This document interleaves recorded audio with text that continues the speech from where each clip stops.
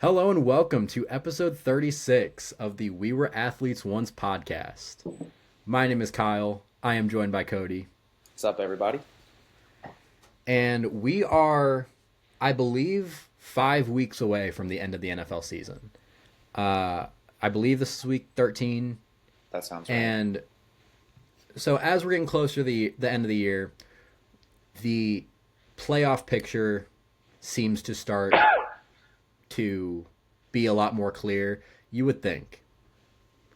We'll see if it actually is. But we're going to be talking about that for a little bit. But first, I think a big thing that also I think might end up becoming a little bit more clear is the award picture. So, Cody, what we're going to do, and you know what we're going to do, to everyone watching at home, what we're going to do is we are going to give our predictions for each NFL award, and we are going through all of the awards that the AP votes for at the end of the year, the NFL Honors Awards, and give our prediction for who we think are going to win each one of them. Cody, do you have anything to say about how this NFL season's went, what we're going to be talking about today, I any of think that the stuff? only way to describe this season is pure chaos, and I don't even know how else to describe it. It is super unpredictable, both record-wise, how everyone's doing, as well as awards. I think this has just been an unpredictable, chaotic season, and I think we're going to see a lot more of it in these last 5 weeks. Yeah, so basically, how we're going to go about this is we are not going to be necessarily giving our predictions for who or our choices for who we think should win these awards. We'll probably go on a couple rants, maybe one specifically, but uh, What? we're going to talk about each specific award in terms of who we actually think is going to win the award, who we think Okay. the Associated Press is going to give these awards to. There's 50 voters every year for each award, and I feel like they're a lot more predictable in a lot of cases than baseballs. It still gets kind of wonky sometimes, but I think for the most part, they should be a lot easier. But I'm saying that, and I am between two for most of the awards as we speak. So I'm kind of going a little bit off the fly. I Okay. think I have my choices for all of them, but where do we want to start? Do we want to start with the biggest awards, or do we want to Uh, go I easing think we to should it? go backwards. Okay, what do you want to start with? Comeback. I think Okay, that's so my least favorite of these awards.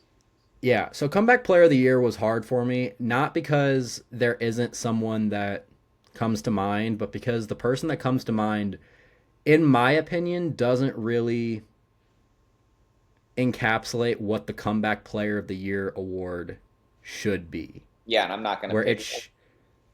you're not going to pick him. No. So Well, explain I'm what you feel like comeback should be. I feel like the comeback player of the year award should be someone who has had a very good career for a good point, like a good career up to a certain point, and then either dealt with a big injury or just fell off a cliff in terms of performance, and they kind of weren't the same player, and ends up bouncing back to what they were.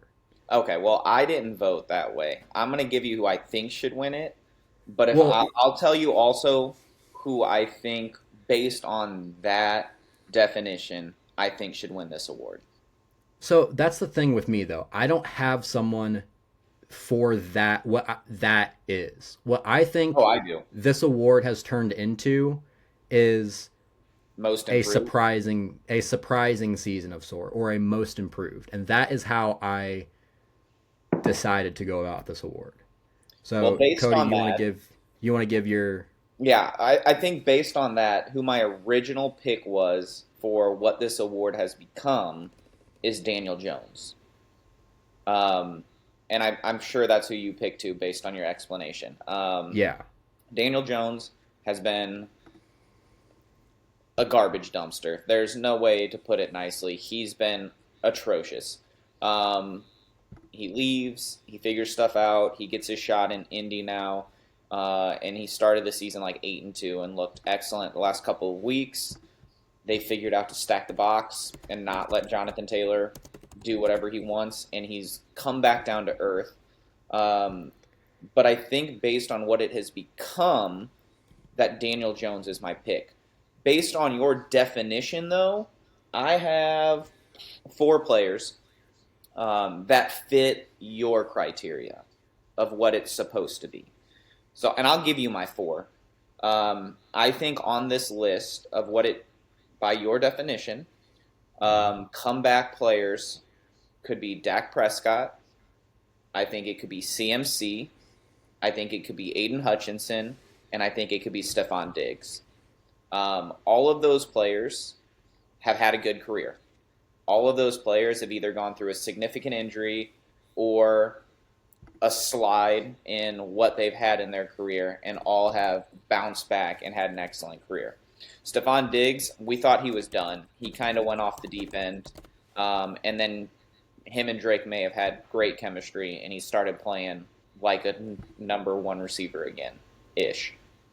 Um, So I'm looking at previous award winners, and I guess what I think the award should be kind of has been that, but there has been different, like it's been different every year. Because looking at the past few years, the last five were last year Joe Burrow, the year before that Joe Flacco, the year before that was Geno Smith, which is a Hilarious Daniel name. Jones type Yeah. player. 2021 was Joe Burrow again, and then 2020 was Alex Smith. Okay. So yeah, a lot of those are injury comebacks, and if that trend continues, then someone like Dak, someone like CMC, someone like Aiden Hutchinson could all win it because they're coming off of injuries. They're having bounce back years, going back to what they've been. But I don't like that. I don't like that for comeback player. I don't like it being somebody who has been great their whole career or really good and then gets hurt for one season and then they go right back to doing what they've been doing. That's not a comeback player for me.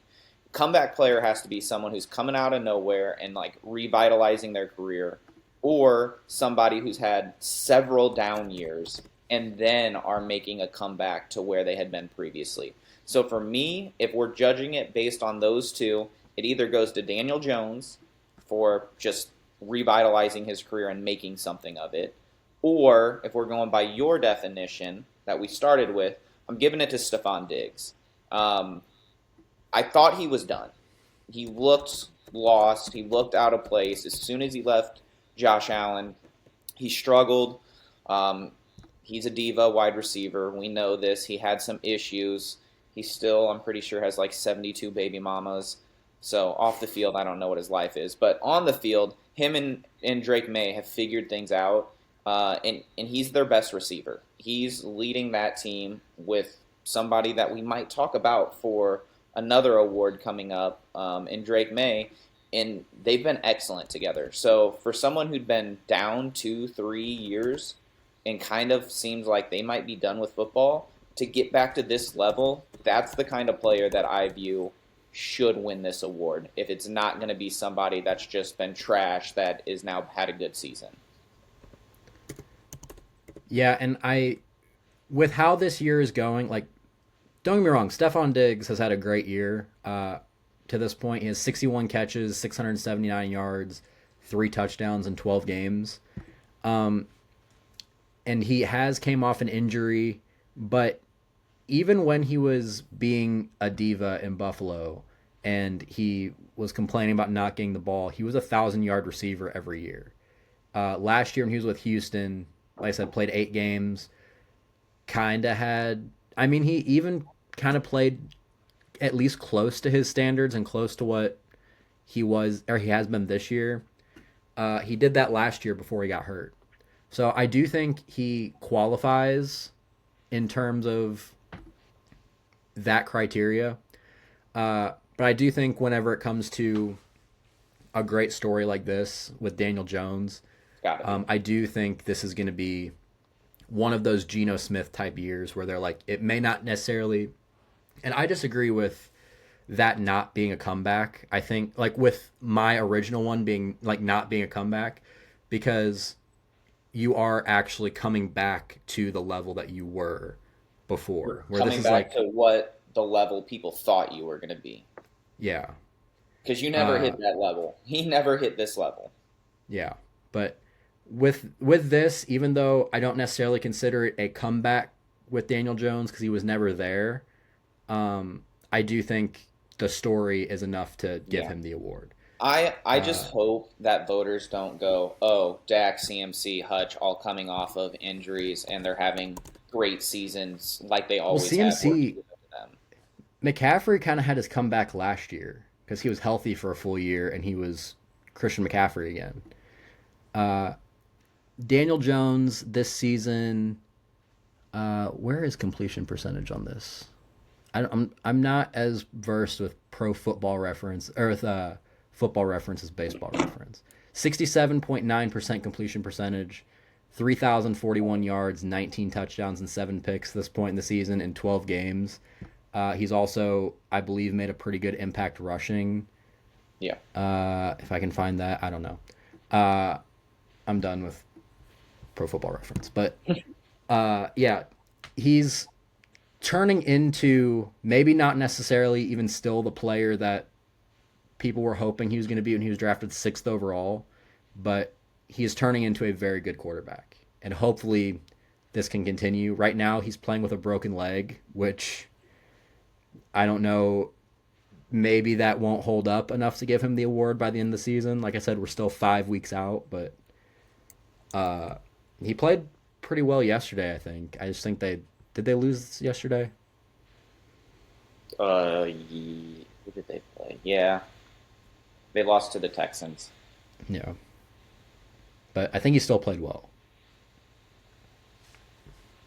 Um okay, where do you want to go I next? also let's calm down. Fractured leg. It's a fractured fibula. It's a non-weight bearing bone. Yes, it hurts, but it's not like it's completely through the most important bone in that leg. Yeah. It's gonna hurt if someone lands on it. Yeah, that's gonna be problematic. It's not displaced, so we'll keep broken leg at the level it needs to be. He fractured his fibula. He's fine. Yeah. Where do you want to go Um, next? You want to go coach of the let's year go next? coach, and then the rookies, offensive, defensive, then MVP. Okay, so I think in terms of coach of the year, uh, there's two big names that come to mind. Do you agree with that? You have five. I Wow. have five names here, and I do think there are. I think I have three that are the real contenders. But I think I have five interesting ones that I think should be considered and aren't going to get as much credit as I think they should. So I'll give you those two first. Okay. I Well, have, since I have less, I want to do my two okay, and then see you if go you have ahead. any And I'm surprises. sure they're on my list. Yeah, I think in my opinion, it's a two-horse race between Ben Johnson and Mike Vrabel. Okay, I have a third And one on there that I think needs to be added. so for me, my choice for who wins hinges on if the Bears make the playoffs. They're leading the Which NFC, and it's still if the Bears make the playoffs. I look, I'm a Packers fan. I have watched the Bears very closely over the past few years. This is not a They're good at guarantee, choking. and they still need to play the Packers twice this year. And regardless of how good the Bears are or how bad the Packers are, last year I believe was the first year. Last year in Week 18 was the first time in about 7 years that the Bears beat the Packers. So 5 games left. Have to play the Packers twice. It's I mean, still even if they they're winning the NFC East, winning yeah, I, number one seed in the NFC right now. I It's a big know if. Philly isn't Philly this year, and I called that from the beginning. Um, it's still tough to go to the link and beat the Eagles, and the Bears just went and did that. I'm going to give them more credit than I have all season, and say this might be a decent football team that I have been undervaluing because Yeah. of the name. And by the way, I do think they are going to make the playoffs, and I do think Ben Johnson deserves that award. And I think I almost kind of feel like he has it locked after that moment of after their Friday game where Ripping his he shirt was off. ripping his shirt off, and I think that is the image that got him the coach of the year this year. But Amazing. Love me some Ben give me Johnson. your other names because All right. I'm assuming those two were both on Those two are your my list. two of my three finalists that I think legitimately have a chance to win it. So my first two that I just want to give credit to, I think, because I think that they have overachieved and they should get some credit here, but they won't. First one, I think is my number five person on my list is Liam Cohen in Jacksonville.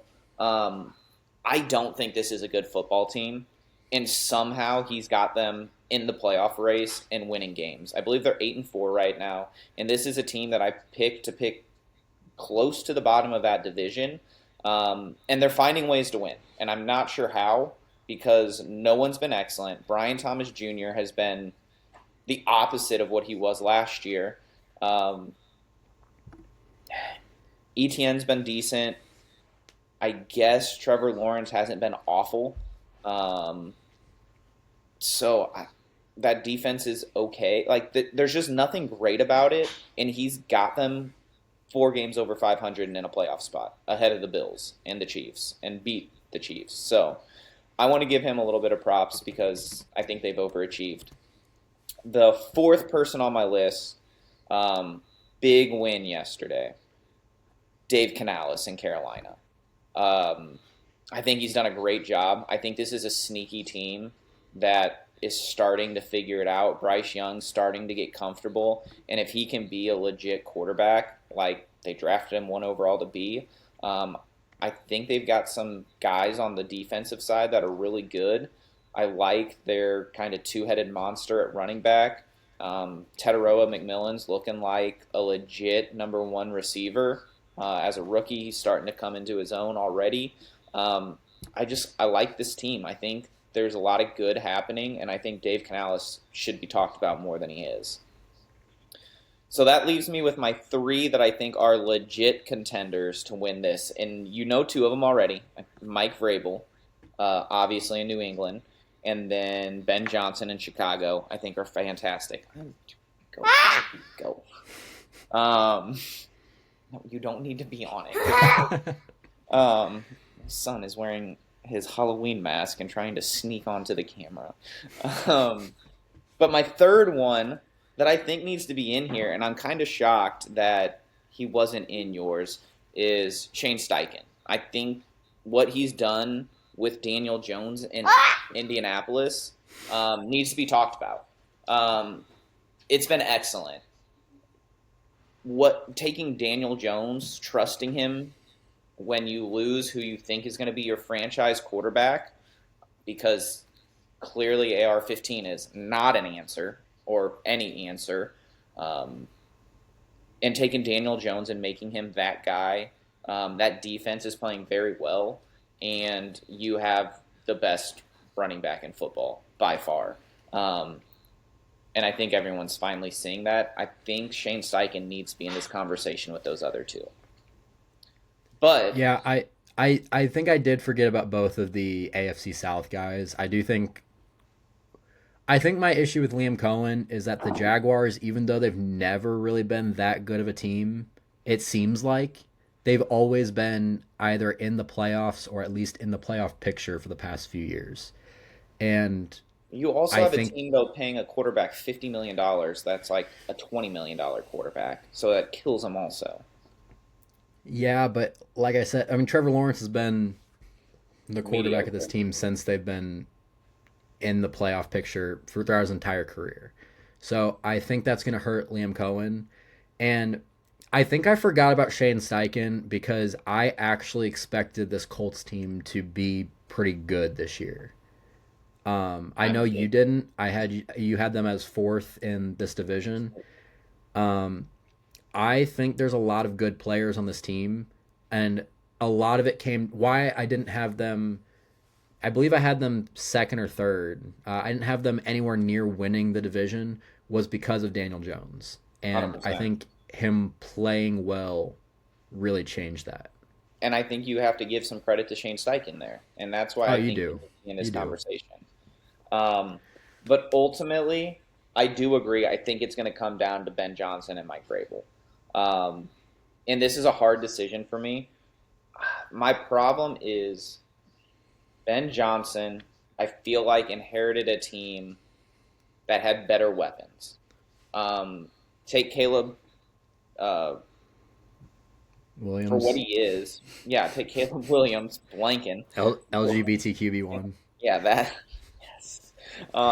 Take him for what he is. He's got immense talent. He just couldn't figure it out, read defenses, put it all together. But he had every weapon around him. He had every weapon around him. He's got all the talent.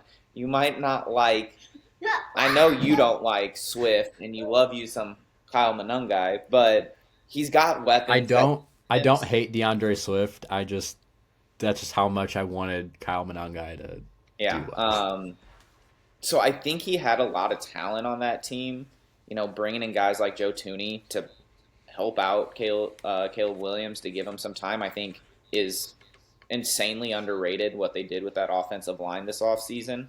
Um, but I think New England being as good as they are and figuring that offense out as quickly as they have, and honestly turning the defense around some too because they were bad last year. And I think Mike Vrabel has come in, changed that entire environment, and fixed everything and gotten Drake May to play like an MVP quarterback. Now, he was starting to figure it out last year without Vrabel, but I think the steps that got taken this year, the things with Stephon Diggs, bringing in the right people, I don't like that he waited so long to get TreVeyon Henderson in the mix as much as he has because he's elite already. Um, I think I have to pick Mike Vrabel at this point to get it, but the end of this season I think is gonna anything could happen, and that could determine who wins it between these two. Yeah, and again, I do think it's a two horse race, and I wouldn't be surprised if Mike Vrabel wins it. I think the difference here is I think a lot of people expected the Patriots to take a step forward this year, and as many people as I think expected the Bears to take a step forward, I still think most people had the Bears either third or fourth in the It's because division it's this name year. brand. It's the Bears. You know the Bears are going to choke and be the Bears. Um, but I do think New England was that bad last year that this um, makes it interesting. Yeah, that's fair. Um, by the way, I just like to point out how great we're doing right now, both battling through adversity. You and your your son running around trying to get on screen however My he can. monster that keeps bothering me. And I've been dealing with a hat that's too small. So I'm Hair's going looking a little crazy right I'm now. going full hat hair right now. Man, I need to I get a look closer. I can see the whole line in your head. I know. I need to get a That is new hat before the huge. World Baseball Classic this year because I got the only size that was available and it's I think I need like an eighth of an inch bigger, but So what's that, uh like an 8.5 then? 7 3/4. That's still a big head. Yeah. I can't say anything. I Uh got a peanut head. eights are too big for me. I think 7 7/8 is too because I have two Mizzou hats that are both too big for me. I'm like 6 and 7/8. I'm I'm also what a foot taller than you and People don't need to know how tall I am. Call me that. That's not a foot taller than me. I'm 5'9", seven everyone. seven Calm it seven down. inches. Yeah, he's 5'9". I'm 6'3", so it's at 6 inches and probably 60 I 70 just lost pounds. some weight. Thank you very much. All right, let's move on to the rookies of the year All right. Let's start because with this defense because I think it's a lot easier than the offensive one. is it? I do. I think it's I think it's already in the bag. I'm interested to hear who you I have. think there's only one option. No, you go first. I want to hear what you've got to say because I think this is. So I don't want to give mine away and let you I change. think my option just he. So this is a guy. My big issue with this is I'm going with an off-ball linebacker, Okay, and maybe we're on the same spot then. I think we have to be. I'm going with an off-ball linebacker, and they don't really like to give They don't. off-ball linebackers these awards. They like to give it to But corners and DNs. yeah, and this is the guy that I was talking about. How do you spell his name before we were going to do this? Oh, yeah, yeah. Then we're doing the same thing. Car- Carson Schwesinger, Yeah, Schwesinger, there you go. has been good for being any sort of linebacker, like any yeared linebacker, let alone a rookie linebacker. If I can find his freaking stats on this page, Got where 106 is tackles. 100? Yeah, 106 tackles. He has 10 tackles for loss, which that's ridiculous. 12 weeks in the season for an off-ball linebacker. 10 tackles for loss, a sack and a half, and 2 interceptions. He has been a big reason why this Browns defense has actually been really good. Yeah, it's not just Miles Garrett anymore. Yeah, which I'm sure we're going to talk about him a little bit later. But Who else were you considering for this one? Because I only had one other person that I even kind of considered, but so, really it's Carson Schwarzenegger. There's no other debate for me. yeah, I guess it. And again, it wasn't even the fact that isn't clearly the best defensive rookie. Mm-mm. It's just that they don't like giving these guys this award. So Okay, if like they're looking not at going to give it to him, who would you say they would give it to then? I mean I only have one Jay option. like Jalen Walker is an That's it. That's option. my only other option. Jalen Walker's got 5 sacks, 2 forced fumbles, and 1 fumble recovery. That's really it. Like he hasn't like that's decent. But for me, it's Carson Schwarzenegger, and here's why. I'm gonna give you this stat. I don't know if you know this. Do you know what the rookie tackle record is? I think it's around 110, No, isn't it? it's more than that. It's 136, and he's got 5 games left to get 30 tackles, and he's been averaging 8 to 10 a game. He's gonna break the rookie record for tackles, and with no other player, Abdul Carter, not doing what we thought he was going to do. He's been rough. He's only got like half a sack, I believe. Um, None of these other guys, James Pierce, trying to think who else went early. Like, honestly, some of the better players that I felt like could be considered potentially are even some like second round, like Donovan Ezeraku's been good for Dallas. But there hasn't been anyone that's been elite this year. And I don't care what position he plays. He's about to break an NFL record. I'm giving it to Carson Schwarzenegger, and I don't think there's an argument against him. Yeah, I'm looking at the odds for defensive rookie of the year right now, and Carson Schwesinger is at a, depending on where you look, a minus 500 to a minus 600. So clear favorite, and then the next four in line are Jalen Walker, Nick Imanwari, Donovan Ezeraku, and Abdul Carter. Okay, Nick And Eamon Abdul Carter is not that's gonna. yeah. He was another guy that I was like, maybe if they really don't want to give it to a linebacker, then they'd give it to him. But Nick Eamon is a safety linebacker combo. They just kind of Swiss Yeah, Army knife him. they He's an they don't athlete. like He giving hasn't it. done anything elite. Like They don't like giving it to safeties either. he's got a few pass breakups, but he doesn't have that many tackles. He doesn't have many hurries. Like he's been solid, but he's a safety linebacker guy. Like you don't have any totals. Like you're not going to get it.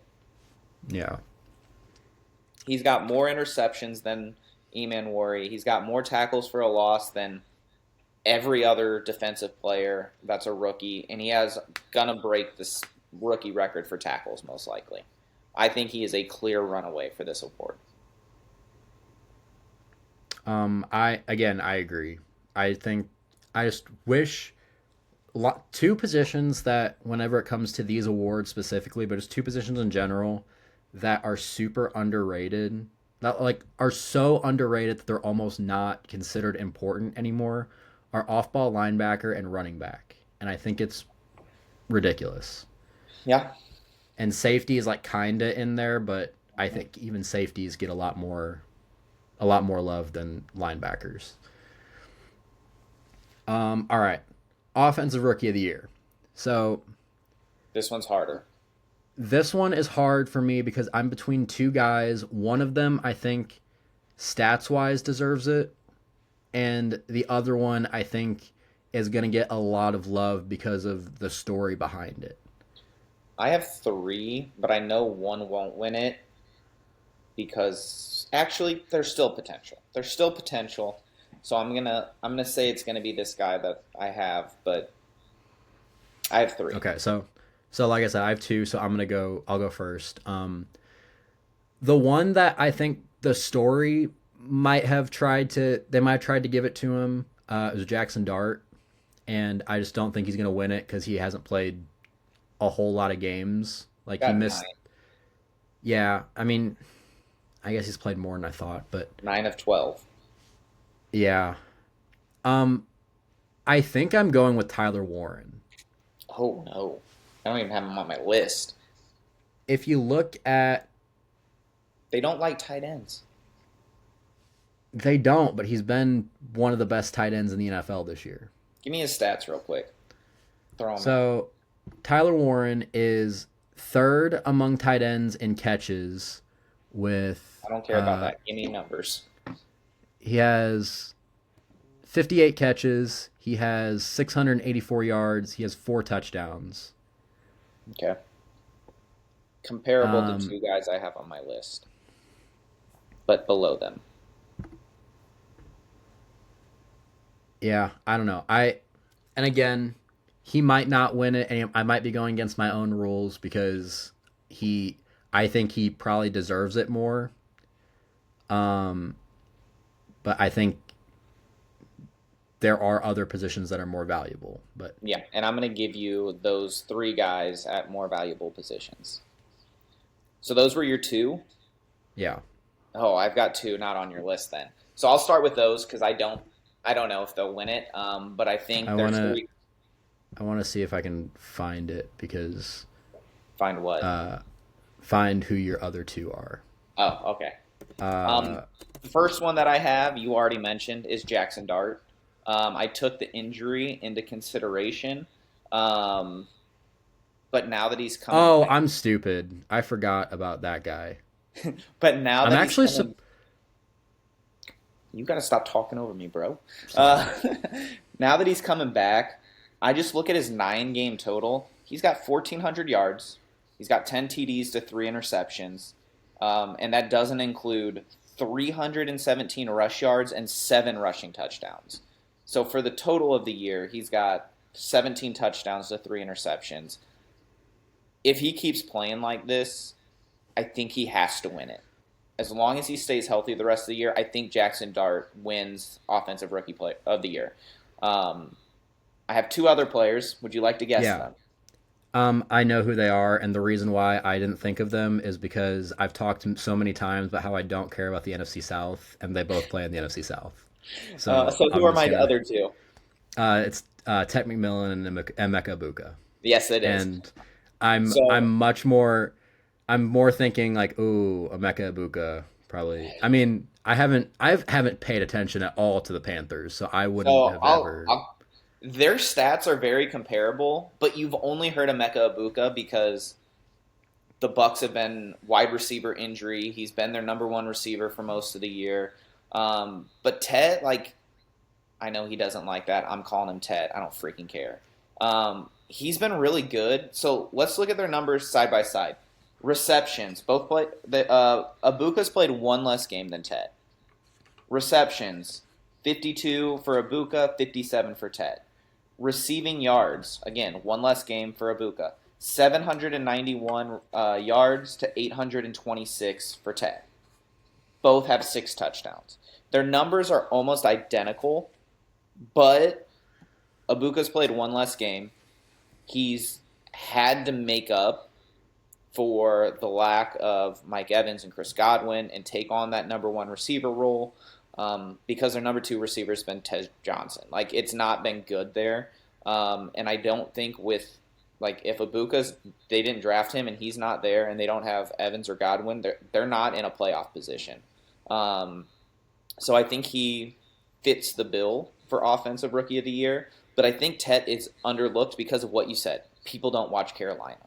And he has put up 5 more receptions, 35 more yards, and the same amount of touchdowns in one more game. So very, very comparable. So I think they both need to get talked about. They both have more yards. They both have more touchdowns than Tyler Warren, so he wasn't on my list. I think he's been good, and I think he is good. But like I said, this is a quarterback, running back, receiver award for Offensive Rookie of the Year. I don't think any of the running backs have been good enough, but I do think if oh my gosh, I'm blank. Quinshon Judkins didn't play for Cleveland and played for a contender, he would absolutely be here because he's been the offense for Cleveland and has looked really, really good. Like, as much as Travion Henderson's been good the last few weeks, Quinshon Judkins been just as good for all but like the first 2 games of the season. So I think he deserves to get talked about, but I think these 2 wide receivers will get talked about before him. And ultimately, I do think it goes to the quarterback in Jackson Dart now that he's back from injury. Yeah, it's also hard for me with Jackson Dart because his rushing stats have been good, but he hasn't put up great yardage throughout the whole year. And like, he's averaging about 150 yards a game. So for a 17-game season, you're looking at 2,500 yards, But who's he which he's throwing not to? going to get to. Who's he throwing to? I mean, yeah, that's fair, but also He's like got a that's part of the trash award. offensive line. He's being pressured and hurried constantly. Your best receiver tore his ACL like what, week 2, week 1, whatever it was, early. It was the Chiefs game, whenever that was. Yeah, so early. Week Um, 3, I think, but yeah. Did it was he before even before start at Jackson that Dart point? started. Like, Yeah, he never had no, his best receiver. Darius Slayton and Wandale Robinson are his best receivers. Wandale Robinson was good early on and then hasn't been great lately or as good. Darius Slayton's still kind of injury bug, hit or miss, whether he's playing or not. And Theo Johnson's kind of stepped up to be that security blanket for him at tight end and starting to figure it out. And then for a while, you're like, man, you got the White Bash brothers over there, and then he's out for the season. So you're running with Tyrone Tracy back there. Like, it's not a good situation, receiver wise, running back wise, offensive line wise, and somehow he's still being productive. So I know his yardage is down a little bit. Like you said, it's like 155 yards a game. Um, but to do what he's doing, to only have 3 interceptions on the year, 17 touchdowns, like, he's averaging over 2 touchdowns a game between his rushing um, and his passing touchdowns. So you're going 2 TDs, 1 interception a game with that trash amount of weapons and no offensive line. Like, to me, he's having a great season. Like, I have to give it to him. I think my issue with that is like, yeah, he doesn't have a lot around him, but also that's kind of just part of the award, which it shouldn't be, but it is. Um, Looking back on it, I probably would change my pick to Emeka Ibuka. Um, You're welcome. like I said, the NFC South. Sorry to any NFC South fans that are out there, but Tom like, Brady's gone. I don't know if there's any left. yeah. Well, shout out Kyle Dixon. He's out there. He's a Bucks fan still. And what sucks about that too is I like watching Baker play football. Baker's fun. I do. It just he plays for the Bucks. Like I don't know what it is about NFC South teams. You can't get me to care about them. That needs to change. But all right, let's go to the offensive and defensive player of the year. Let's go with defensive player of the year first because I think that one is pretty straightforward. Yeah, I'm going to say four people, not going to talk about them, but four people that I think need to be recognized. Okay, Are well, three explain people. the three people that aren't going to win the award. Yeah, Recognize them right now. yeah. Um, First, I'm going to give one to somebody that I thought had a really good chance, and I think I put him on my list of winning it potentially, and that's Will Anderson. I think he's been phenomenal for Houston. I think that combo of the Anderson Stingley, the juniors, are great. And Houston has been one of the best defenses in football, and I think him being so productive in the rush game and the running game as well as rushing the passer.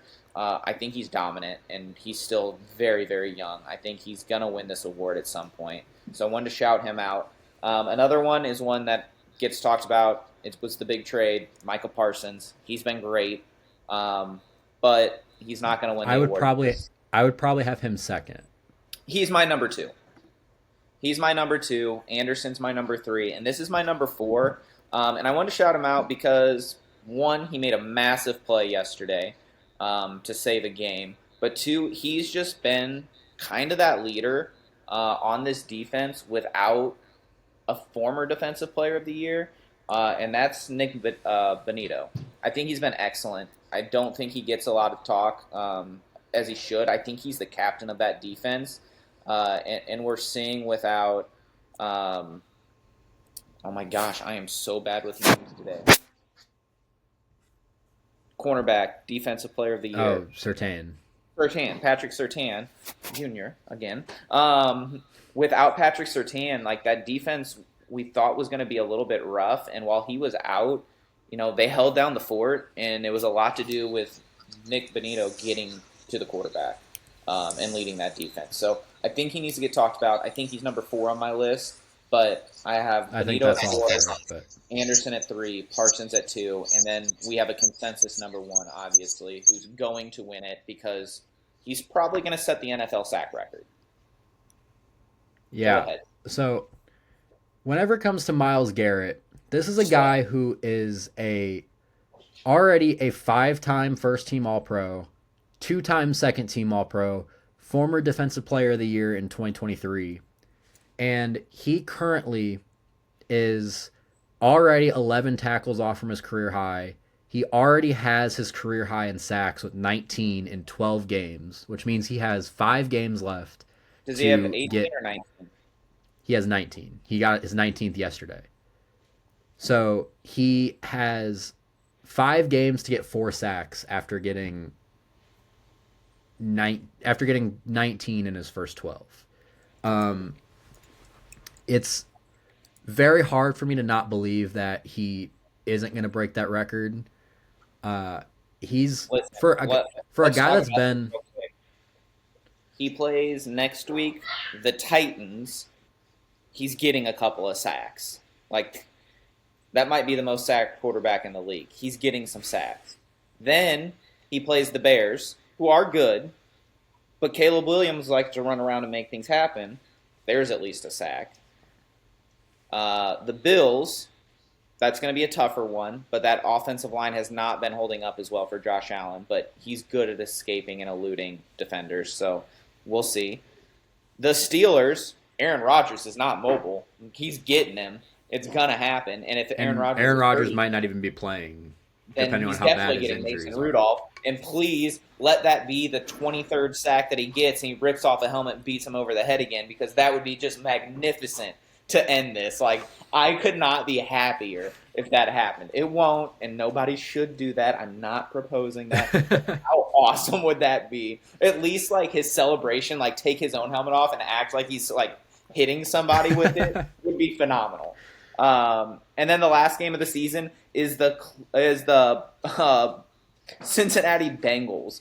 Joe Burrows is gonna die again because that offensive line is the worst in football.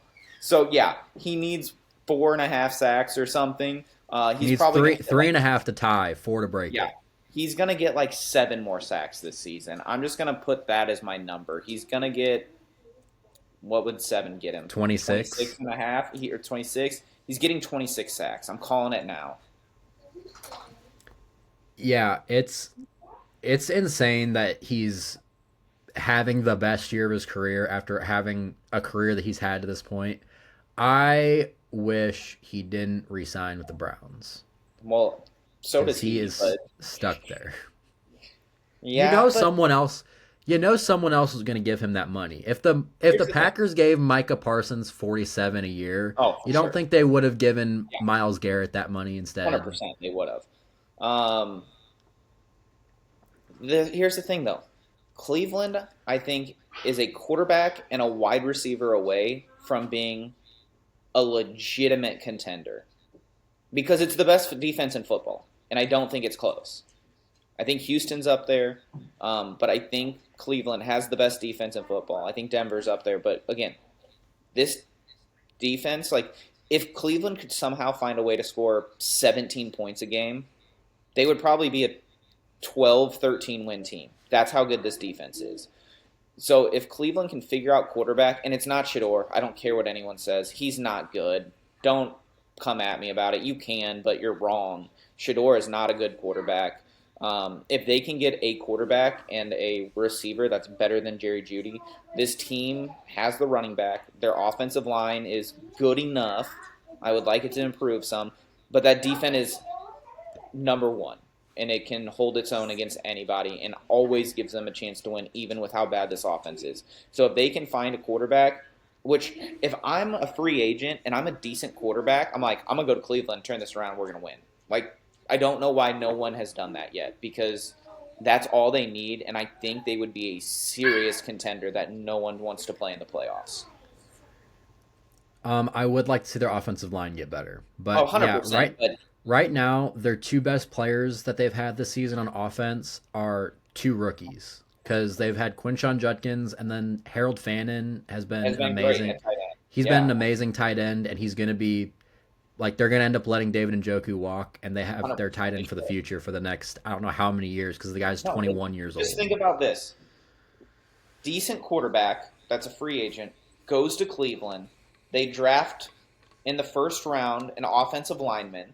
In the second round, they draft a wide receiver that's explosive. This team's ready to go. Like it doesn't take much for this team. But you know they're not going to do that. They're going to draft Fernando They're Mendoza, or they're going to draft Ty Simpson, or they're going to draft someone that they shouldn't not draft. high enough to With draft the, one of them. I mean, I Ty think they probably Simpson this are. week showed that he is not an answer in Alabama. He did not look good against Auburn. If anyone thinks he's a top 5 pick, they're wrong. Yeah, but you know they're going to do it I would rather have what's his nuts in Oregon. in Oregon. Yeah. Who's Oregon's quarterback right now? Um, it is Dante Moore. Oh, yeah. I'd rather have Dante Moore than Ty Simpson. I think Mendoza's been excellent. I don't know how it translates to the NFL. I I love don't Dante think Moore's skill set. I think I don't. Dante Moore is probably going to be the best NFL QB of the three of them, but I think he's going to be the third taken. And I do think someone's going to draft. I think Fernando Mendoza is probably going to be the number one overall pick, depending on who has it. And I He's think Ty the Simpson is only probably going way to be the he's a second number best. one pick is well, the Saints are the worst team in football again, record wise. So yeah, he'll Yeah. probably be the first overall pick. I was gonna Yeah, say, and but I after think that, like the Raiders, are they gonna take a quarterback? They should. Um, I who else don't is up think they there? should. Miami. Well, they need a lot. That team's horrible. This is the thing. If you need a quarterback, you're going to take a quarterback whether it's a good quarterback class or not. And I that's a terrible way to go about it Is Because Arch if you're, Manning gonna stay in school? Like he'd better.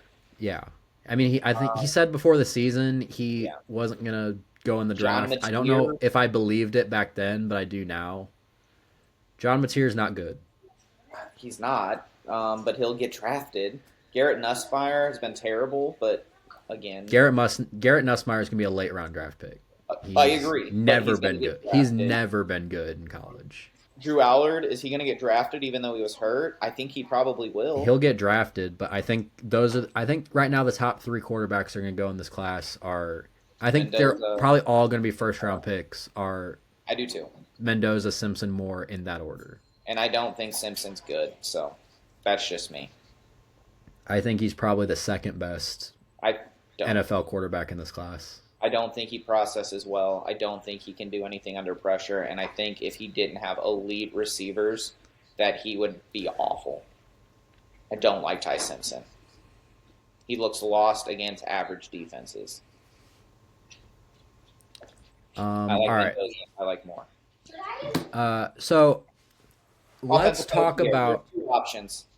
I want to talk about offensive rookie of the year or offensive player of the year and MVP kind of together because Okay. there's one guy. So we're as they always do. We are not going to pick the same person for offensive player of the year Which and is MVP. stupid. Yeah, especially if they're two players that play the same position. I don't think either one of us are going to have that with this. But like I remember not too long ago or a couple years ago, Aaron Rodgers won MVP, but then Tom Brady won offensive rookie of the year or offensive player of the year. Makes no sense. And it was ridiculous. But the reason why we're going to talk about this together is we're opening up another opportunity for a Cody rant. Oh, here we come, baby. So for offensive player of the year, I guess we don't have to necessarily talk about them together. But the reason why I'm trying to think of how to word this because I honestly I'm gonna tell you think what I think here.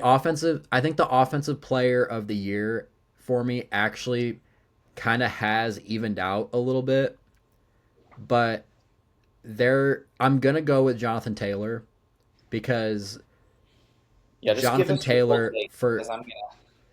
so Jonathan Taylor for a good portion of the season looked like he should have been the MVP. And Still, we all knew he wasn't going to get it because he is a running back, and no running back has won MVP I believe since 2012 when Adrian Peterson won it. It might have even been 2007 or something like that, but actually do think it has been. But the reason why I kind of struggled with it a little bit is because Jackson Smith and Jigba has been so good, and I know you think Sam Darnold is great. I think he's a, between good and great. I don't think he's great. I think he's a Above fine good. I think he's a fine quarterback that has honestly in my opinion probably a top 3 now receiver in the NFL that has really made him look he's probably the best route runner at this point right now in the NFL, and I mean he can make the spectacular catches too. He can get open. He has secure hands. He doesn't really drop a lot. And I don't have his numbers in front of me right now, but Jackson Smith and Jigba has been awesome. And I almost am at that point where I'd give it to him over Jonathan Taylor. But Jonathan Taylor's been the reason why the Colts have been in the playoff picture. Like had been running the playoff picture for so long. Now I believe they're a wild card team, but Jonathan Taylor is going to have another one of those seasons that people look at as, a historic season, along with like the season Derrick Henry had a couple years ago, the season Saquon had last year. And especially when there's no like otherworldly Player quarterbacks MVP. this year, I think it sucks that Jonathan Taylor is probably not even going to be in the discussion. But yeah, I'm giving it to Jonathan Taylor. Jackson Smith and Jigba has been great too, though. All right, let me. Go ahead. This is why I don't like this. One, MVP, if it's an offensive player, how are they not offensive player of the year? It's stupid. Name it something else. Like, do something different. I don't like it. I want to get. Let me write down Jonathan Taylor's numbers real quick because I wanted to give you a comparison real quick.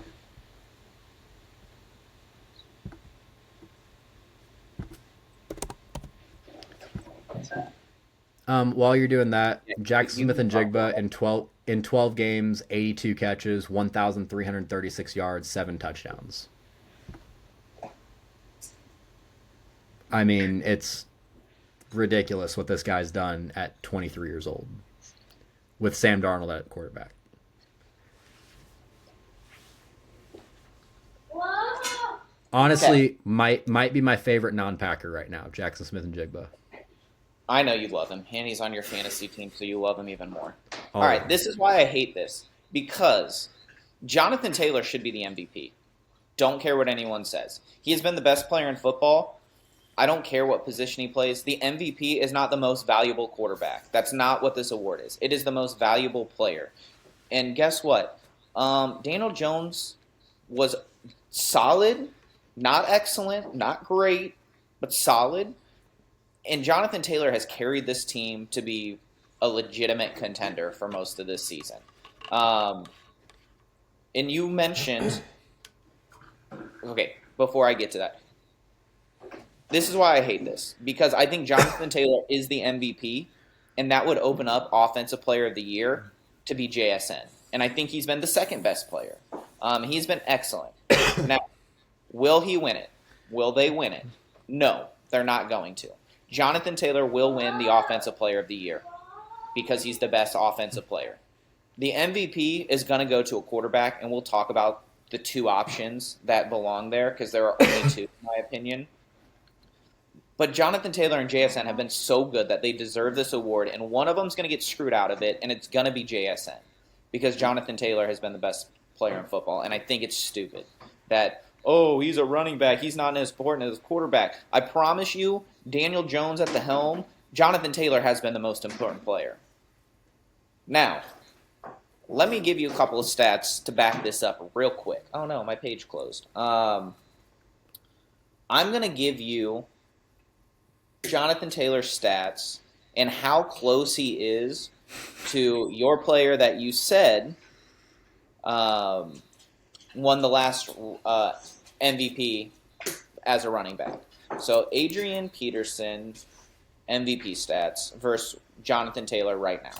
Okay? So he won the rushing title with 2,097 yards in 2012. Jonathan Taylor is 815 yards away with 5 games left. I don't think he's going to get there. I think he's going to get close, but I don't think he's going to get there. He needs 718 in 5 games to get to 2,000, which is a massive number. There hasn't been that many. So that's, what did I say, 212 divided by 5 games. Actually, what did I say? No, 712. You said 800 and something, I think. He needs 712 or 718. Numbers are hard. He needs to average 143 and a half yards over the final 5 games. Is it possible? Yeah, because he's insane. Do I think it's going to happen? Probably not, because any team in their right mind is going to stack the box and make Daniel Jones beat them. For Adrian Peterson, rushing touchdowns, 12. Jonathan Taylor has 15 through 12 games, so he already has more. Receiving yards, 217 total for Adrian Peterson. He with 40 total receptions. Jonathan Taylor has 35 receptions for 304 yards.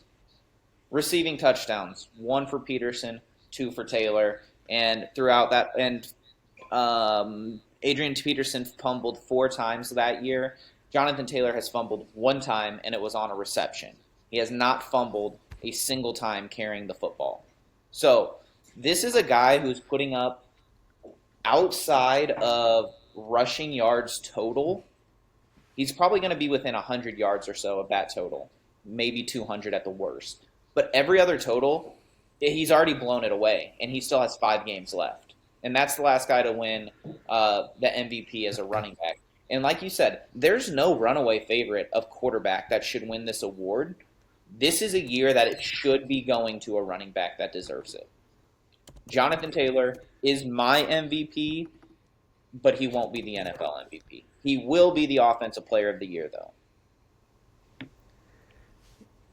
Yeah, I think the issue with that and my freaking thing is my computer's acting up. The thing with that is we've seen the precedent. Last year, Saquon came in third in the MVP voting. Um, what year was Derrick Henry's insane year? Derrick Henry didn't even get MVP votes during his insane 2020 or in 2024 when he also was approaching 2,000 yards. And they both might end up with more yards than Jonathan Taylor's going to end up with this year because they both had over 2,000. Yeah, they both hit Uh, 2000. Like Saquon hit 2005, I don't but he think it's only going had to be any 13 different. I touchdowns. imagine at best he's Third. yeah. Saquon had 2,005 last year in 16 games because he didn't play the 17th game, and then Derrick Henry had 2,027, and that was before it was the 17 game schedule. Yeah. Here's my other thing though. Now Like I'll we're say I'll looking say at rushing in yards 20 only in because Saquon had receiving yards. He's already Jonathan Taylor already has more than all of them with 5 games left to go. So yeah, he might be 100, 200 at most behind them in rushing yards, but he's going to have over 200 yards more receiving than them probably, and he's going to put up 8 more touchdowns at least than them.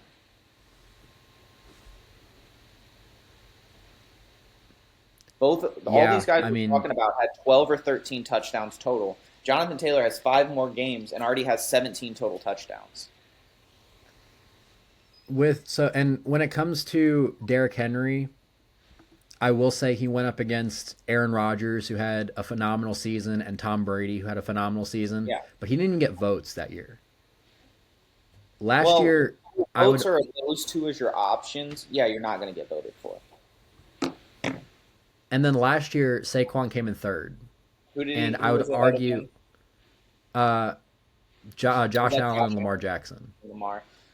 And honestly, Lamar should have won it. And I don't like Lamar, but he should have won it over Josh Allen. But I do, and I had an argument last year that Saquon should have won it. But those two had, I think, have better years than what the two quarterbacks we're going to talk about are doing this year. Yeah, I think it's no what Jonathan Taylor's doing this year is no different than Saquon or Derrick Henry. It's having a great season, should be the MVP. I argued last last year was tough. I do think Aaron Rodgers deserved it in 2020. In terms of last year, I think Saquon had an argument. This year, I do think just because of how the quarterbacks are doing this year, I would give it to Jonathan Taylor. Um, but I do think both of the guys we're going to talk about for who's going to win the MVP, uh, they're both also starting to. At least one of them specifically, in my mind, is showing why they deserve it. Yeah. Hold on. I wanted to look at this real quick. If Jonathan Taylor, Because whenever we get to MVP, I'm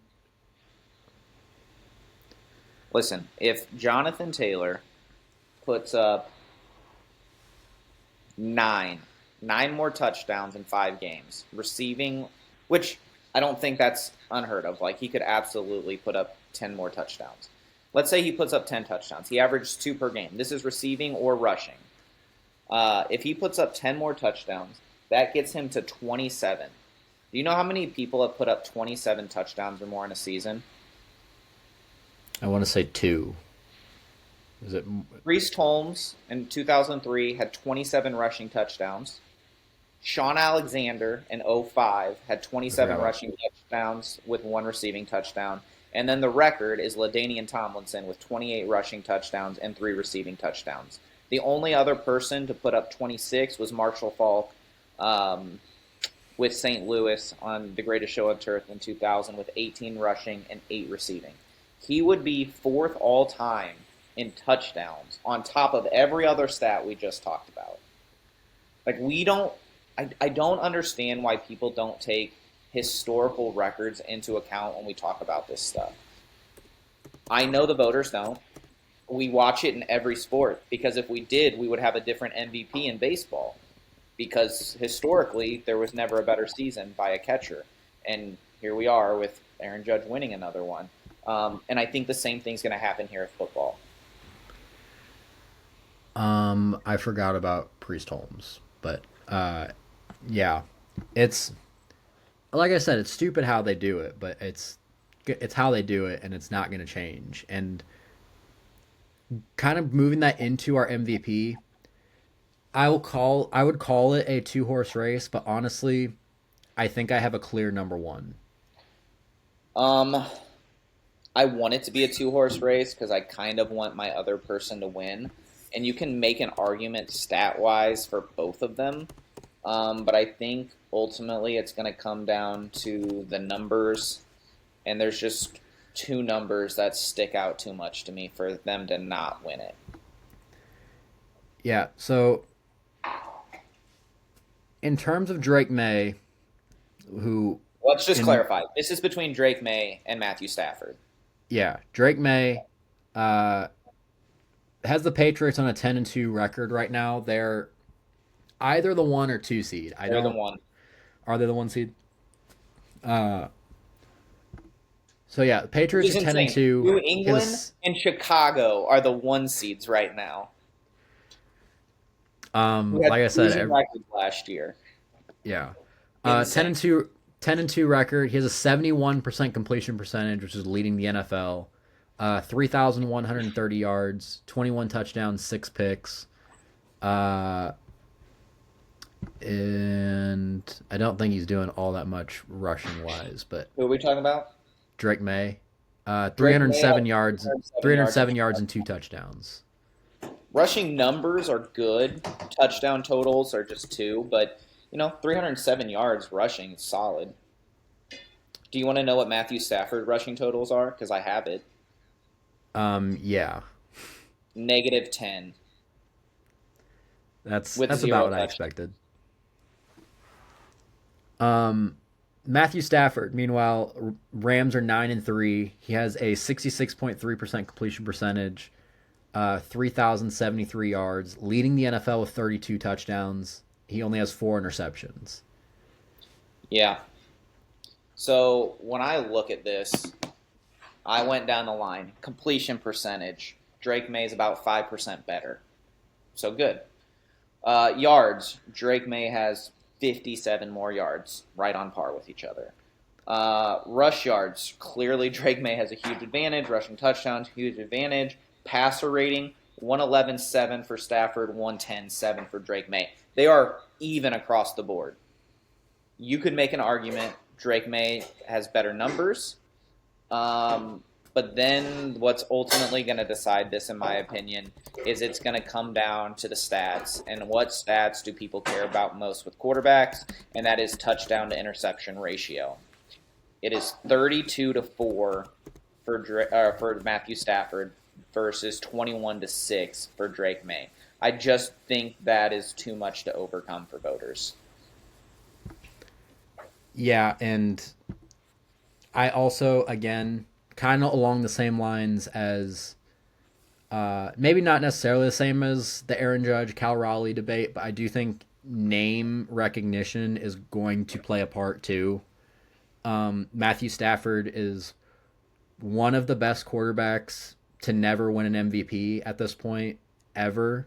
Change. And we talked about this last night when we were watching the game, but Matthew Stafford would be the third oldest player in the history in all four All professional sports. North American sports to win his first MVP. I can't remember who the oldest was. The second one was Dennis Eckersley.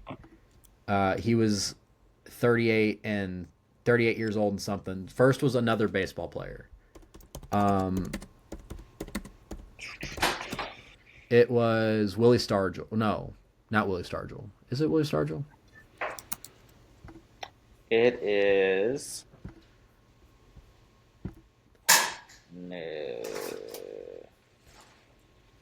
Yes, it's player Willie to win Stargell. MVP for the first time. He was 39 years old. Yeah. I believe Matthew Stafford's going to be a couple weeks younger than Dennis Eckersley, so he's going to be third all time. Yeah. He's like 37 in like and 300 and something days. yeah, and I think that is going to be the big reason why. And honestly, the stats I thought was going to lean a lot more in Matthew Stafford's favor, and They don't. actually don't. I do take a lot of stock in the touchdown interception ratio because it's how many times are you getting in the end zone versus how many times are you giving the ball away. And an 11 touchdown difference in favor of Stafford and also a 2 interception difference in favor of Stafford. Excuse me. I think that is a big boost for him. Yeah, like if you just go ratio, that's basically a 3-to-1 ratio for May versus an 8-to-1 ratio for Stafford. Like that's huge. Yeah. What are the best TD? Because it's along the lines of the best TD to INT ratio in NFL history.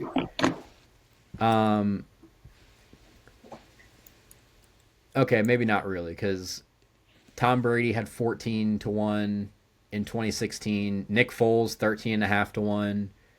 Aaron Rodgers 12.5-1. Lamar Jackson 10.25-1.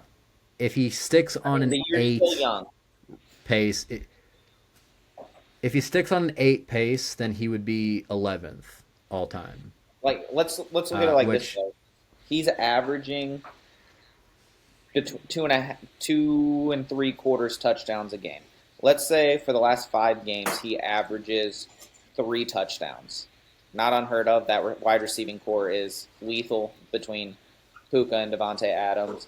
If he gets 3 more in the last 5 games, that puts him up to 47 touchdowns. And let's say he's on pace for 1 every 3 games. That's only 1 more interception. We're talking like 47-5 ratio, which would put him at 9.5, almost 9.4. That would put him in a tie for 8th, but also I believe 2 of these guys aren't like starters in their seasons because 2 of them are Josh McCown and Damon Heward. McCown might have been. Depends on the year. He is 2013 with the Bears, so I think he was filling in for Jake. He was filling in for half a season for Jay Cutler, I think. You said 2013? Yeah. So if you take those 2 out, because you would know the 2006 Chiefs. He only played 8 games, and he was 13-1. I'm assuming Damon Heward wasn't the starting quarterback for the Chiefs in 2006. Who? Damon Huard. No, he was not the starter for the Chiefs that year. So if you take those out, the names above him: Tom Brady, Nick Foles, Aaron Rodgers, Lamar Jackson, Aaron Rodgers, Jalen Hurts, Aaron Rodgers. Yeah, Damon Heward played 7 games that year. And Matthew Stafford is putting his name up with them at 38 years old. Do you know who the starter was in 06 for the Chiefs? It was the year before Matt Castle, I believe. Wasn't it? Last from the past name. You know him here in St. Louis. You know him there in Kansas City. He's a big story in St. Louis because what happened to him is what allowed Kurt Warner to happen. I'm old enough for this. You're not. I don't think I know who the quarterback was for the Rams before Sam Bradford. Or before Kurt Warner. Trent Green. Trent Green. He had that concussion. I forgot Trent Green was a Ram. He was like his first or second year there. Got a concussion, bounced his head off the turf, and the rest was history. There's something I could say that you don't like me saying, but I'm not going to say it. Is it something about D-bag Stan Kroenke and the corrupt NFL? No, that was before I was born. Shut up. I was trying not to say it. Gosh, I know. I was alive and watched the Rams Super Bowl as a kid here in St. Louis in '99. That was the first championship that I got to experience as a St. Louis fan. And now Stan Kroenke and the Rams can go die, and they're dead to me. I also wasn't alive for the Rams, or I was like a couple months old when the Rams won the Super Bowl. So, And '99, yeah. or no, sorry, I wasn't even born. Oh, '99. The It was a stretch. 2000.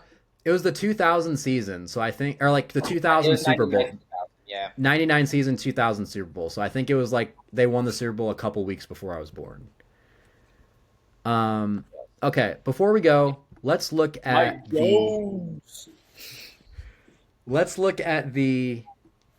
playoff picture right now. Because right now, the Denver Broncos are actually the number one seed in the AFC. I'm looking at it right now. Oh, yeah, because they won last night. I forgot about that. Uh, They should have lost. They got outcoached. so the Broncos and the Refs Patriots. gave the Broncos like 8 million terrible, terrible penalty calls on that last two drives. So the Just ignoring all of me. yeah, the Broncos and Patriots are tied for the best record in the AFC at 10-2, but the Broncos have the tiebreaker. In the NFC, the Bears and the Rams are tied for the best record in the NFC, but the Bears have the tiebreaker. Do either of those teams continue to be the number one seed by the time the playoffs start? Um, I got to look at New England's schedule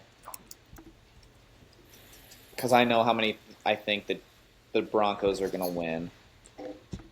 So the Broncos have the Raiders, that's a win. The Packers, I'm going to give it to the Packers. The Jags, Broncos are going to win. The Chiefs are going to take one. They're desperate. And the Chargers is a toss-up game. New England has the Giants, the Bills, the Ravens, the Jets, and the Dolphins. No, the New England's winning that division. I don't need to. Just hearing those names, New England has way, way easier schedule. I think there's 2 or 3 potential losses for the Broncos. I think there's like 1 potential loss, maybe 2 for New England. I think New England's going to win by at least a game, maybe 2.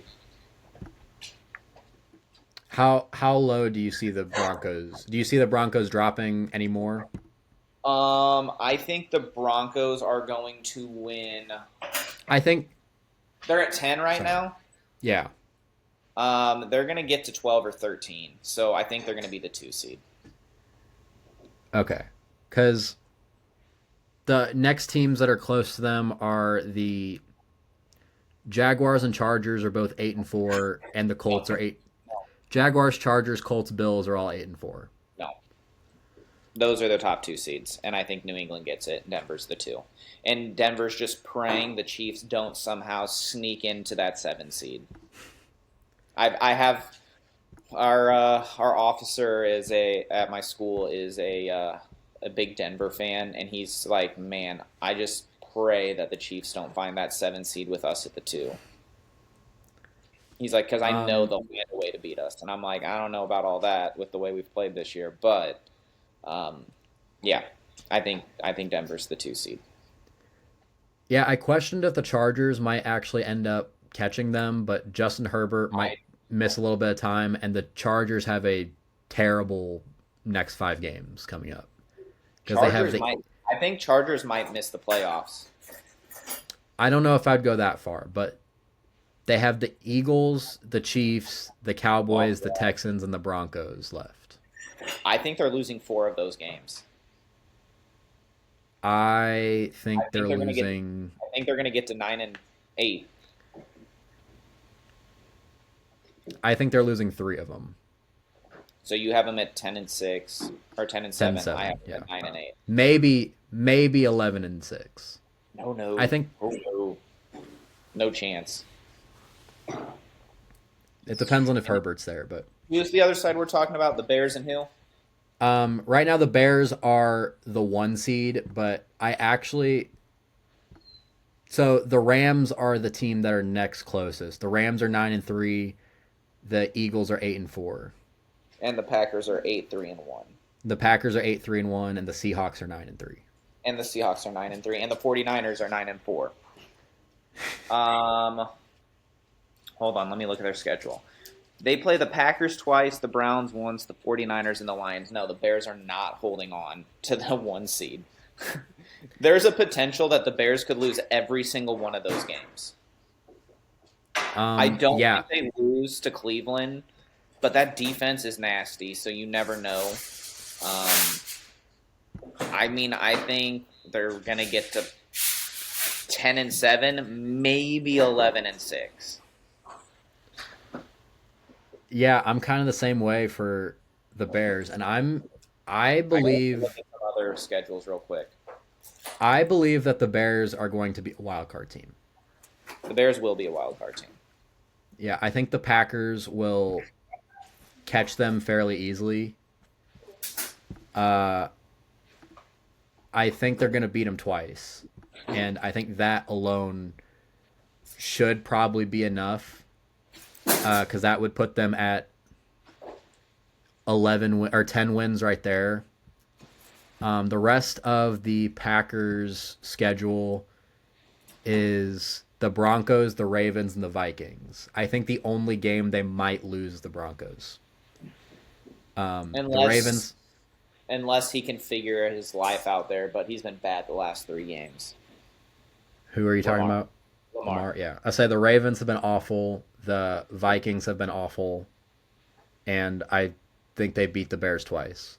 But to be fair, this is also a Packers team who lost to the Bad teams. Browns and the Panthers, The yet Panthers are coming.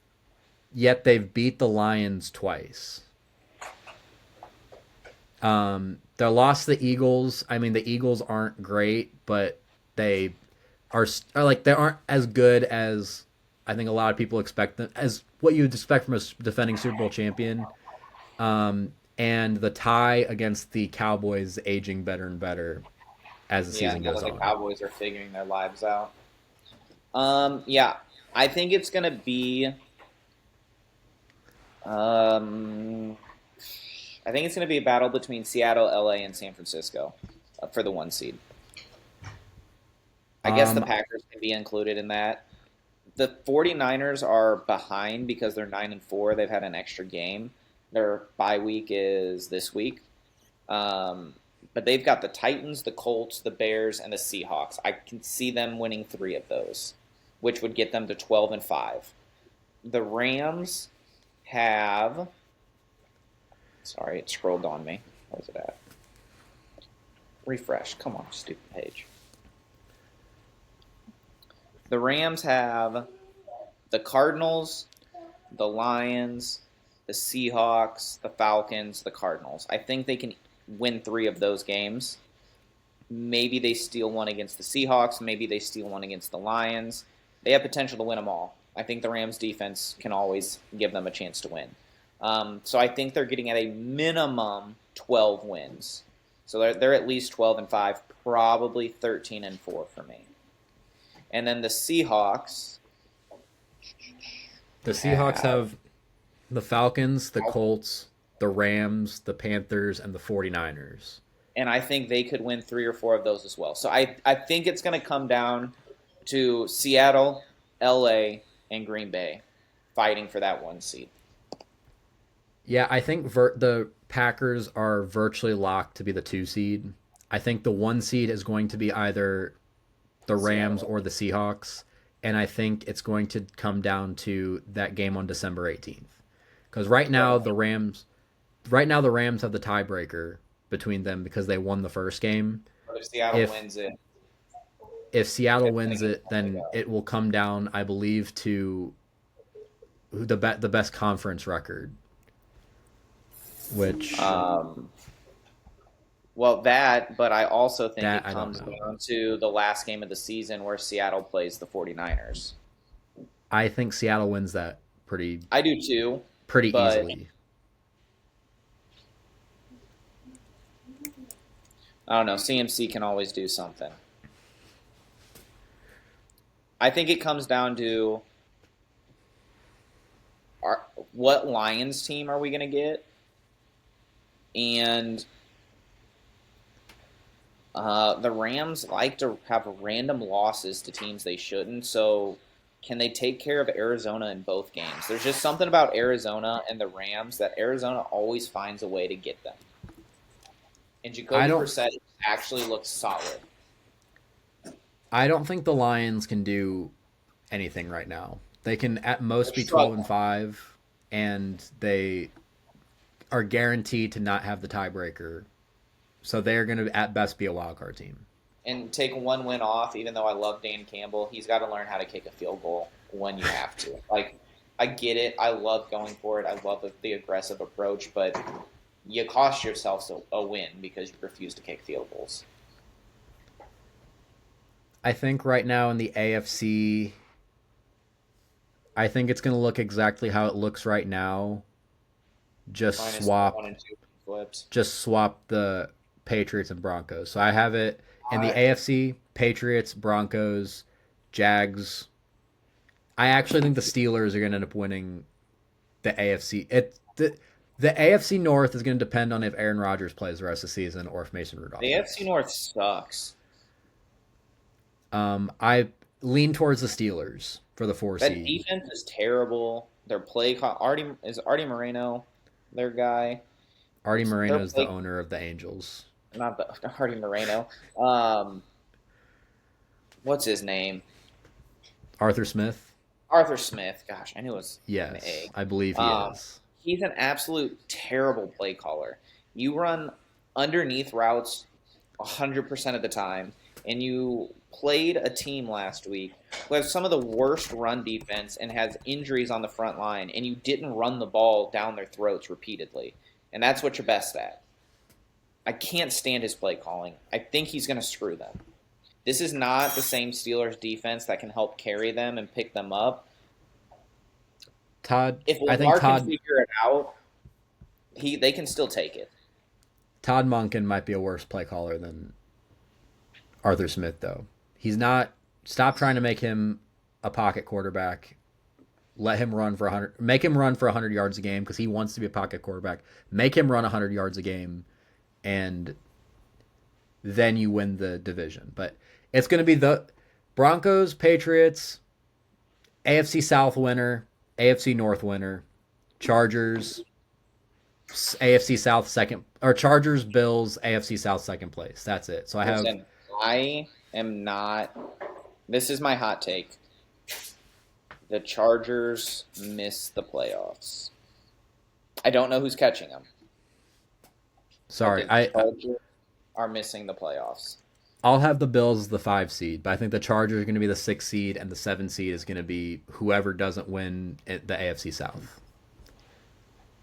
Ugh. If the Chiefs can win the next two, not the next 2 weeks, the Chiefs have to win out. I'm just saying that right now. As a Chiefs fan, I'm going to talk this through real quick. The Chiefs have to win out. Their next 2 games, though, are the Texans and the Chargers, and I think the Texans' defense is good, but I think that offensive line is so bad that the Chiefs are going to get to them, and that's going to be problematic for C.J. Stroud just coming back. The Chargers, I just don't like how they've played lately. I don't think it's been good. I think they've taken a big step back from where they started the season. And if they do that, the Chiefs then have the Chargers and the Raiders of 2 of their last 3, and I do think that they get the Broncos in 1. I don't know if this is a hot take anymore, but let me tell you my hot take. I don't think there's a way for the Lions to get back in the playoff picture. Are the Lions out? They're the 8 right now, and I don't think they're going to pass any teams that they need to get back in. Because they're not going to pass the Packers, they're not going to pass the Bears, they're not going to pass any of the NFC West teams. Let me look at this real quick. They're They've 7 got the 5. they've got the Cowboys, which who knows what Cowboys team you're going to get. I'm going to give the Lions a win there. You've got the Rams. I'm going to give it to the Rams. You've got the Steelers. I'm giving it to the Lions. You got the Vikings. I'm giving it to the Lions. And then you're 3-1 at that point. Which where does that put their record at? If 10 going and into the 6. 10-6. going into the last game against the Bears, I think that's going to be a battle. I think that last game of the season is going to determine whether they get in or not. If they beat the Bears, I think they're getting in. If they lose, they're out, which is So crazy to think. you just said that I was crazy for thinking that there's a world where the Bears miss the playoffs, and you think if the Lions are in, that would have to mean the Bears are out because I don't think they're catching up to the Seahawks or the Rams or the 49ers. I need Maybe NFC. they knock out the 49ers in some world, but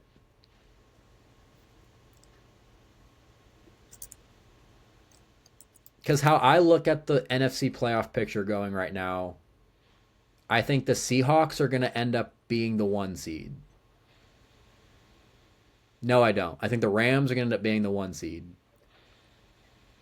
followed by the Packers, the Eagles, the Bucks, and then the Seahawks, the 49ers, and the Bears. So, Rams, Seahawks are locks.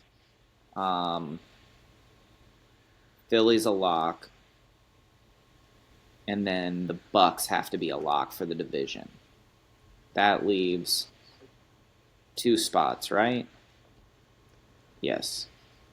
Um, Who did you say were locks? the Rams, because if you think they're winning their division, that's a lock. I think Seattle's a lock, and they're going to be the number 1 seed that is not a division winner.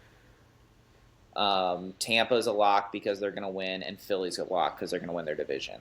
I think those So that leaves that's they would have to two pass either the Packers, the Bears, or the 49ers. Packers, Bears, 49ers, Lions are your last four. Two of those four aren't getting in. So yeah, I think it's possible because I think Green Bay's a lock to get in at this point, which leaves one They would spot for the in order to pass Bears, in order to 49ers. pass the Packers, they would probably have to lose both games to the Bears, and the Lions will have to finish with a better record than the Packers, Yeah, the Lions aren't making the playoffs. which I think we Wow. both had them representing the NFC in the Super Bowl this year. Yep, I did for sure against the Chiefs. My teams aren't even going to make the playoffs. And my teams are out of the playoffs and the 7 seed because I had Lions Bills, I It's think. like I said when we started this, and I think it's the best way to end this episode. You asked me, how do you feel about the awards? How do you feel about the NFL season? It has been pure chaos and uncertainty. This is Murphy's Law. Whatever can go wrong will go wrong, and that's how a lot of teams feel right now. This is the craziest NFL season that I can remember of all kinds of things that no one expected to happen. So I think the final 5 games of the season are going to continue to be crazy. We're going to see some teams lose that should not lose that are going to change this playoff picture. Yeah, I think it's gonna be a fun rest of the NFL season. So I'm excited to talk about it. I'm excited to see what happens, and I hope you guys are just as excited as we are. So thank you guys for watching. Please be sure to like, comment, subscribe, do all that stuff because your support does mean the world to us. If you're listening to us on Spotify or Apple Podcasts, please be sure to uh, follow the podcast, download it, give us a good review, do all that stuff. Um, and we will see you guys next time. See you.